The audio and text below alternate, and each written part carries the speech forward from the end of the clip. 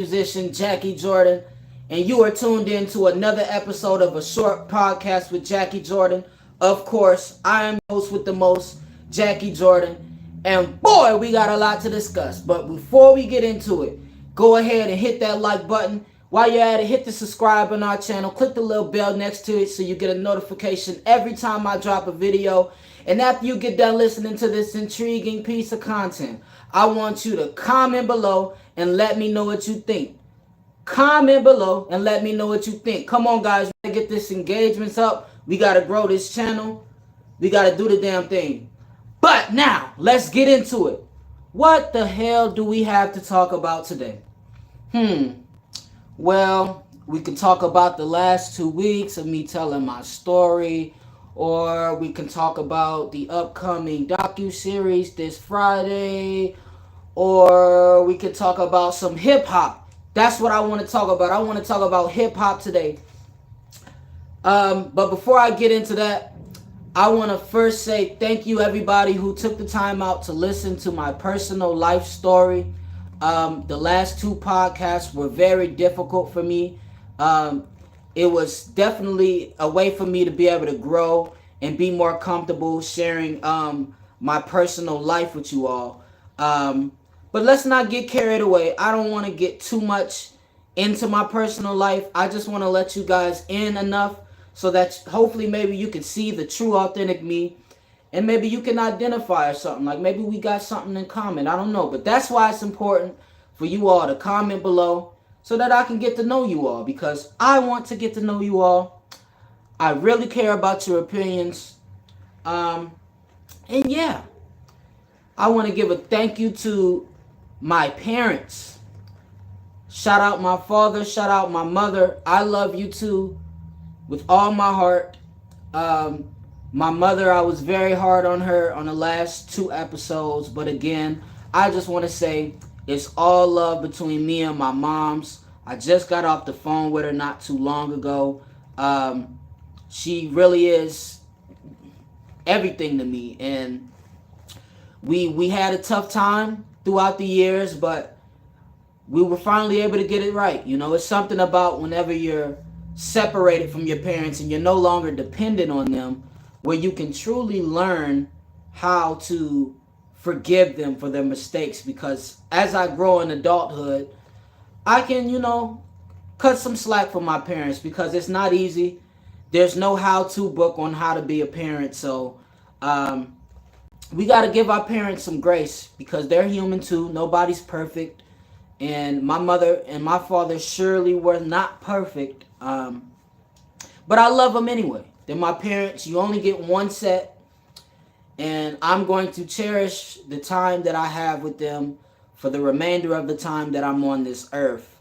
That being said, we got a lot going on in the hip-hop world. Motherfuck the big 3. Nigga, it's just big me. Nigga, boom. That nigga K-Dot came and rained down on Cole and Drake. Oh my God, the social media world is in a frenzy. What are we ever going to do? Is Drake going to respond? Is J. Cole going to respond? I'm going to just say, I don't think that J. Cole has to respond. I don't really think Kendrick was going at J. Cole like that. Kendrick was mainly going at Aubrey. When he was making that sound, no Diddy. When he was making that sound, that's what he was saying. Aubrey. He went at Drake's neck. And everybody talking about Drake gotta respond. Oh, he got 72 hours. He got 2 weeks. We can't wait 3 months. Man, y'all need to calm the fuck down. Drake is on tour. Selling out every fucking city. Making millions of dollars. The last thing this nigga wants to think about at this moment of time is Kendrick Lamar or Future or Rick Ross or fucking Nav, whoever the hell else wants to switch sides and change up on a nigga. Ain't that kind of just fucking shady? I think it's just so fucking crazy how Drake has helped so many artists over the years and motherfuckers just can't wait to see you fall. They can't wait to see you fall. Now, I don't know Drake personally. He might be an asshole in real life. I don't know. Um, Drake is one of my favorite artists of all time. But I don't know him personally. So I don't know what these artists may have against him. I don't know what kind of beef they got going on behind the scenes. All I can say is it look a little funny in the light. And that's this industry for you. Like, ain't no friends in this shit. It's cutthroat. Like, people don't really give a fuck about friendship and loyalty. It's all about what have you done for me lately. They don't give a fuck what you've done to help their career. So that's part of the reason why I don't really be trying to do music with niggas and collab with niggas. Because all of these motherfuckers are fake as fuck. All of these niggas just trying to use you as a stepping stone to get to that next level in their career. And that's just fucking corny to me, because I'm a person to where I really care about relationships. And most of the time when I'm collabing with an artist, we already have a friendship, we already have a relationship. So the friendship comes first in my book. Nigga, fuck music, fuck, numbers, all of the shit that people care about, fuck money. It's about relationships. How solid of a person are you? That's all that matters in my book. And apparently, quite evidently, people aren't quite solid in Drake's life. A lot of enemies. He has a lot of enemies. That's for sure. But yeah, Kendrick didn't went at his head. And in my opinion, I believe Drake is going to respond.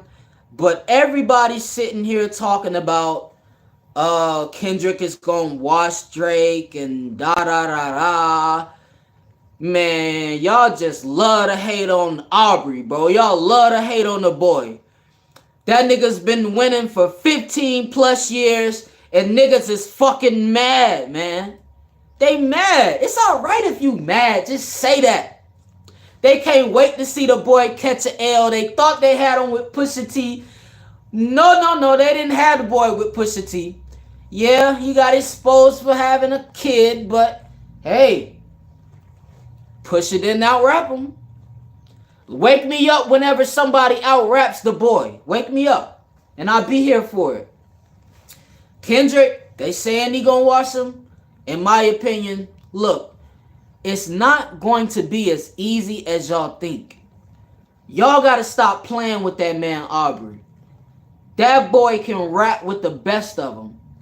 Now, I will give Kendrick the slight advantage in terms of bars and lyricism, but it sure the hell ain't no wash. Drake is gonna do his thing, and he gonna slide on the nigga, just how he slid on Kanye ass, just like he slid on fucking Quentin Miller, just like he slid on Meek Mill. Drake is gonna do his damn thing, alright? Y'all just gotta be patient. Now, I know there's gonna be a point in time where people are gonna dig up some old tweets and da of what I said about Kendrick. Look, I like Kendrick Lamar. I am a fan of Kendrick. In my opinion, he has at least 2 classic albums. Maybe even a cult classic to throw in there. Good Kid, Mad City, I still listen to that shit to this day. Damn, I still listen to that shit to this day. To Pimp a Butterfly, I don't really listen to it often, but it's still a very good listen. You can't take anything away from Kendrick. He's one of the most talented human beings to ever walk on this planet. But in my opinion, I don't think he's the best, as a lot of people will say he is the best. I don't think he's the best. If anyone's the best, it'll be that man Jermaine Cole. Jermaine Cole is arguably one of the best lyricists in the game today. I will give J. Cole the slight advantage over Kendrick. Again, don't shoot the messenger. That is just my opinion. I believe J. Cole is a little better than Kendrick. I believe Kendrick is a little better than Drake. but it is damn sure not going to be a wash of a competition like the internet is trying to make it seem. Drake is a formidable opponent for Kendrick. Kendrick is a formidable opponent for J. Cole. The big three. It's the big three for a reason, right? It's the big three. You can't take anything away from none of these gentlemen. But it's levels to this shit. And quite frankly, I can't wait to be entertained because I know we're going to get some great records. But it's got to be a strategy though. Drake can't just hop out there and thinking he going to just do whatever he going to do. He can't just hop out there thinking he finna make a hit record and that's going to be enough to dismantle Kendrick Lamar's legacy. It's just not going to happen. Like, he has to approach it from a very strategic standpoint. And if I was him, I want to jump out there first with a full diss song. I just won't do it because Kendrick dissed him. He threw shots at him in a feature. It was a collaboration. Kendrick didn't make a full song about Drake, right? It just didn't happen. So Drake doesn't need to make a full song about Kendrick. Just, appear on somebody else's album and give us some shots, something like that. But after that, after Drake responds, Kendrick, it's on you to drop a full diss song. I'm so fucking tired of all these subliminal shots. I'm tired of this shit. We are ready for music. Drop a full diss song, K-Dot. Drake, you have to drop a full diss song after Kendrick drops his. And then that's when the battle begins. The battle doesn't begin when you're throwing subliminal shots on another artist's record. It just doesn't happen that way. We have to have a full diss song. And you gotta say that man's name. Kendrick, the king of subliminals. Say that man's name next time when you get on the track. I'm not saying you duck and smoke. I'm not gonna disrespect you like that, Kung Fu Kenny. But you gotta say that man's name. Because when you say that man's name, Aubrey, you ain't gonna have no choice. You ain't gonna have no choice but to show him why you a problem. He calling you to the ring. Show that man why you a problem, Aubrey. I'm rooting for you. Now, in other news, I want to talk a little bit about WWE. Some of you, maybe all of you, at this point may know that I'm a huge WWE fan. And this Saturday and Sunday in Pennsylvania, Philadelphia, WrestleMania 40, baby. And boy, I'm so excited for WrestleMania 40. You're going to have The Rock and Roman Reigns squaring off against Cody Rhodes and Seth Rollins. Who y'all think is going to win? I don't know. Me personally, I think The Rock and Roman Reigns, they going to win night one. It's going to be Bloodline rules. On night two, Roman Reigns is going to lose to Cody Rhodes. That's what I'm thinking. That's what I'm thinking. I don't know what's going to happen, but that's what I love about wrestling because it just keeps you guessing.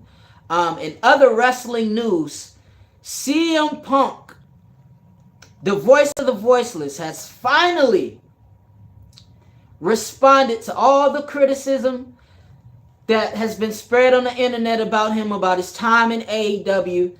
CM Punk finally gave us the pipe bomb we've all been waiting for. And I will tell you, ladies and gentlemen, something. That man did not disappoint. CM Punk was laying in to the Young Bucks, Hangman Adam Page, Tony Khan, Vince McMahon. No stone was left unturned by the voice of the voiceless CM Punk. He did an interview with Ariel Helwani. Very great interview. I've been a CM Punk supporter for many years. I never really fed into all of the nonsense that was being spread about him on the internet. about his time in AEW. I mean, look, ladies and gentlemen, when you're working with coworkers, when you go to work every day and you work hard to earn your money, you are going to meet people that you don't like. It's inevitable. It's human nature. We do not like everybody who we come in contact with. So this whole narrative that he's a problem to work with in the locker room, first of all, it's pro wrestling. Bro, you're in the business to make money. You're not in the business to make friends. Who gives a fuck if people don't like him in the locker room? It's pro wrestling, and it makes for better entertainment and better TV. So I don't give a fuck if CM Punk didn't get along with other wrestlers in the AEW locker room.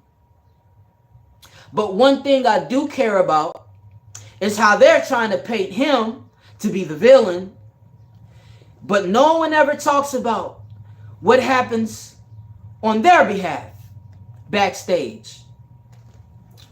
Now, Jungle Boy, Jack Perry, this guy, to me, he looks like a jackass. Like, he just looks like a piece of shit.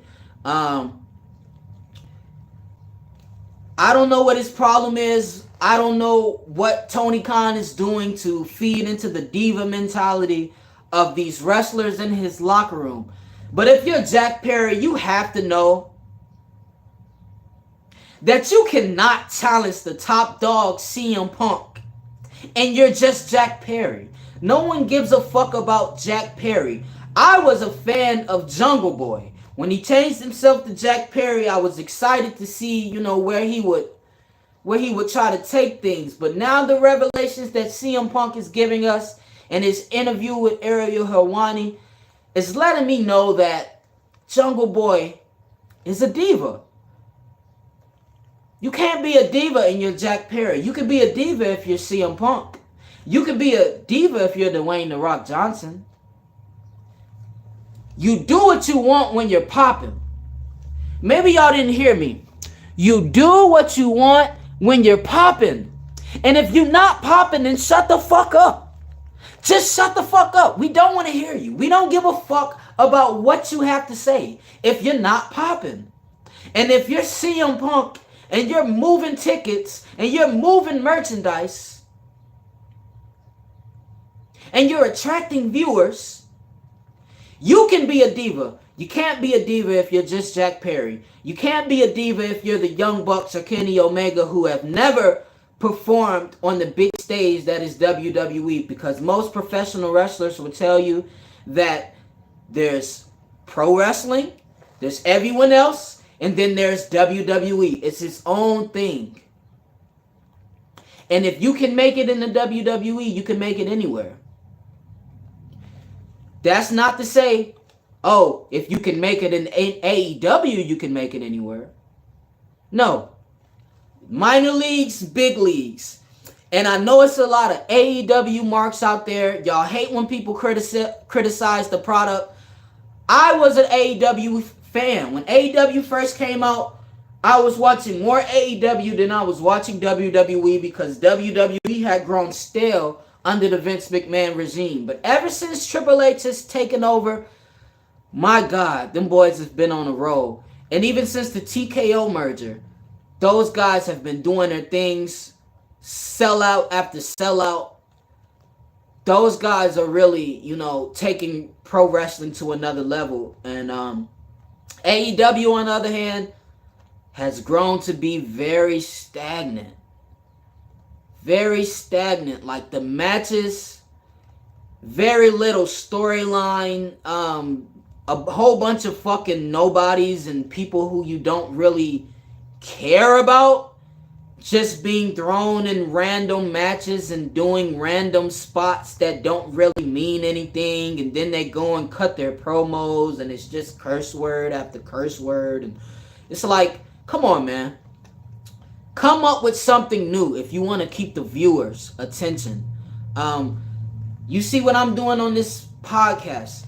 I'm trying to keep things fresh and interesting for everybody, because I know if I want to attract a wider audience, I'm going to have to bring my A game each and every episode, which is why I couldn't wait for today's episode, because now that we got that life story shit out of the way, I wanted to come on here and have fun with everybody and talk about some topics that the internet is talking about and a lot of people want to know about. Another topic that's hot in the news, P. Diddy. Did he do it? Did he not? I don't know. I don't have any ties with P. Diddy. But one thing I can say is I've heard Gene Deal's story. The way he tells his story, he's been telling the same story for 20 plus years. He hadn't changed his story. He hadn't changed his stories, ladies and gentlemen. Gene Deal, if you know, you know. Gene Deal, if you know, you know. But I never thought that Diddy was a sex trafficker or a molester or anything like that. First of all, I just want to say prayers to the victims, to the family, prayers to everyone involved. I hope justice is served. If Diddy's guilty, I hope he gets the time that he deserves. If he's innocent, we're going to see in the court of law. I hope he's vindicated in the court of public opinion. I hope he's vindicated there as well. But, man, why the fuck is all of our black celebrities, the people who we look up to the most, Diddy, we're talking about a billionaire. One of the first billionaires in hip-hop. Why every time we get a great or a legend who is able to extend the reins and be on the top level of all levels, why the fuck is there always something that comes along to disparage their character? We saw it with Michael Jackson.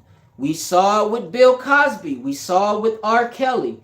Now, I'm a Michael Jackson defender every single day. I will have that argument with anybody. He's innocent. FBI investigated him for almost 15 years. They found zero evidence when he was alive and he went to trial. Not guilty. What can you say about the man? Not guilty. I would defend Michael Jackson all day.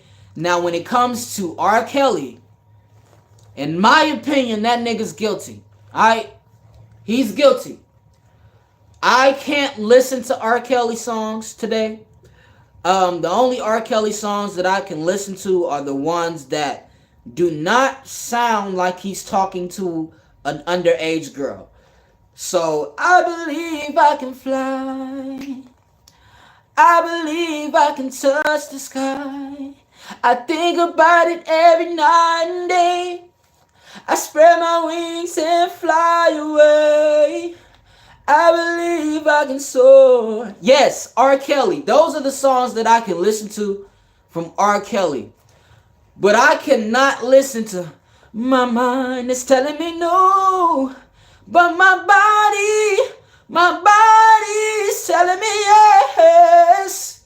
Baby, no, I don't want to hurt nobody. But there is something that I must confess.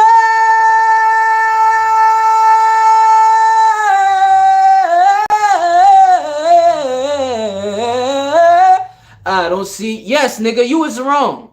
You was wrong. I can't listen to that shit.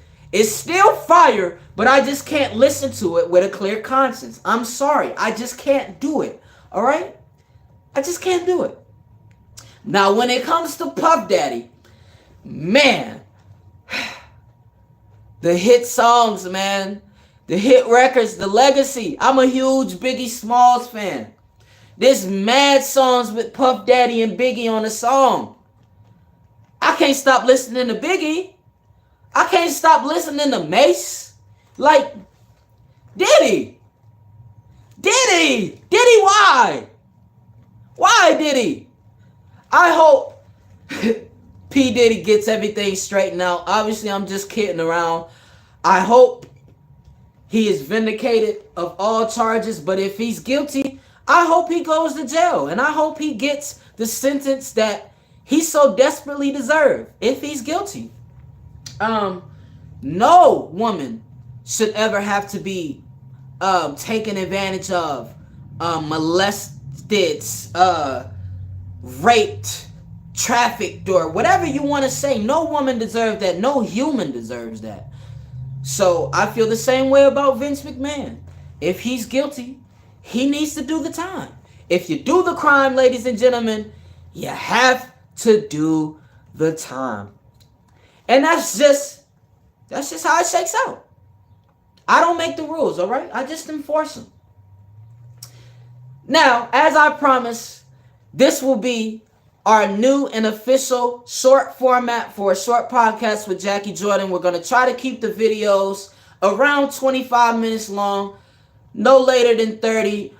There will be an occasional episode where maybe we go 45 minutes or an hour or so. But we're going to try to keep these podcasts as short as possible. I want to come here every week with a list of topics that we can discuss, we can talk about, and then we can clip them up and we can put them on social media, and hopefully we can go viral with some of this shit. That's why I need y'all help. That's why I need y'all to like this video. That's why I need y'all to hit the subscribe button and click the notification bell next to it so that you get a notification every time I drop a video. We need to get our notification game going, all right? And then I need y'all to comment, because it really helps the channel grow. It really helps push my content out there to more viewers so that we can get our notification game going. So that hopefully we can monetize at some point. So that hopefully we can start moving up the reins and, we can get up there with P.Diddy and them. No Diddy. We don't want to be where Diddy at. But maybe, maybe, I don't know. I don't really trust these rap niggas. So I don't even want to compare myself to none of these niggas, because I don't really trust these niggas. But we going to get there one day. We going to be on the top. As long as I got you people with me, we are going to take this channel to the next level. But again, I want to thank you for tuning in to another episode of a short podcast with Jackie Jordan. I'm your host, Jackie Jordan. Last week, I misspoke when I said that the docuseries would be dropping last Friday. It's actually going to be dropping this Friday. So keep an eye out for the docuseries Becoming Jackie. I've been working really, really hard on it, and I can't wait to share it with you all.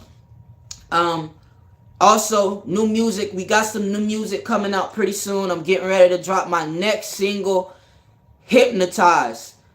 This song has the potential to be a hit. I'm talking about #1 on all the Billboard charts. This song right here has the potential to go #1. So I'm going to need all of your help and all of your support to help push that song out there to the masses, because I'm telling y'all, y'all are not going to want to miss out on the premiere that I got for this. We're going to shoot a music video for it. It's going to be looking fire. And of course, you can't get enough of good music. But again, I want to thank you all for tuning in to a short podcast with Jackie Jordan. I'm your host, Jackie Jordan. And until we meet again, be breezy. All right, y'all.